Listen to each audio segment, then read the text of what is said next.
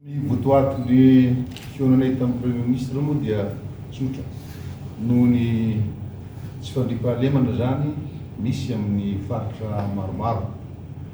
Indrindra ny Andohany ty zavatra ty moa ny fivoriana niaraka tamin'ny Premier ministre tany Mahajanga dia teo nivoakena ny hoe ny famerenana ny fampiarana ny dinan'ny melaky. Raha famiverina zay raha andeha tia Antananarivo dia famory zay nitarika ny fivoriana itao moa dia andrivatoa Olbert zay présidenty IRD zay namory anay tao dia raha fa raikitra zany fa hoe atao le dinan'ny melaky nefa nisosokevitra avy aminay koa hoe oka kosa mba hisy dina iraisana zay mba hifandraisanay amin'ny Melabe, amin'ny Bongolava, amin'ny Betsiboka, amin'ny Boiny.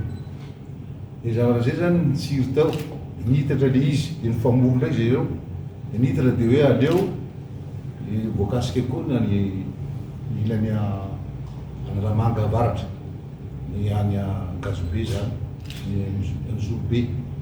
De nitatra koa le izy, tokony voakasika koa ny any Malia. Zany rehetra zany ninay dia tapa-kevitra moa niona ny Monsieur le Premier ministre.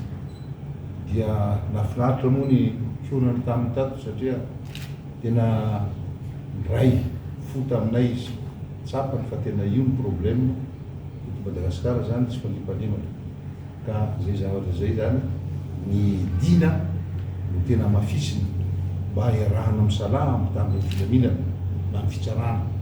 Ka zay zavatra zay zany dia tapa-kevitra zay fa hanao fivoriana any mainty rano ao ny renivohitry ny melaky. Avy eo dia mandeha indray any Menabe, mandeha indray any amin'ny toerakafa koa zany zay manodidina rehetra any Betsiboka, dia any Boina, dia any Moromania, dia Bongolava. Zay zany mba nifanarahanay atao aingana dia aingana arakin'izay mahamety azy zay fivoriana zay mba hisely satria misy misy ny toerana anankiray mifangalatra dia mba hisy dina faritra anankiray, faritra anankiroa mifangalatra dia hisy dina zany zay fihezana an'io le faritra io zany isan-paritra. Manamafy zay teny président voninahitra zay araka ny velirano napetraka président république Iany Rajoelina, velirano numéro 1 mihitsy hoe tsy maintsy apetraka eto Madagasikara amin'ny fotoana farany zay ho azo atao ny isian'ny fandriam-pahalemana magnerana Madagasikara.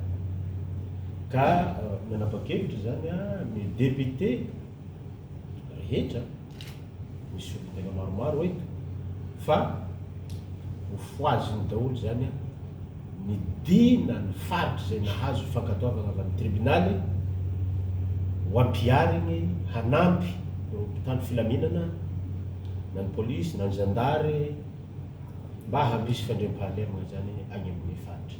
Ka io faritra telo amby roapolo io dia ataonao ezaka ne hijery zay dina nahazo fankatoavana avy amin'ny tribunaly zay iarahana amin'ny mpanatanteraka mba hisian'ny fandriam-pahalemana satria ny fandraisana fokon'olo ho any fotony avy amin'ny alalan'izay dina zay no anisany mampandry fahalemana ary manampy ireo mpitondra fanjakana mpitandro filaminana eto amin'ny tanitsika. Ka ho atomoko any melaka zany amin'io volana Jolay io ny famohazana ny hampiarana ny dinan'ny melaky any amin'ny faritry melaka ary hitohy amin'ny faritry hafa araka izay voalazany président voninahitra teo zay.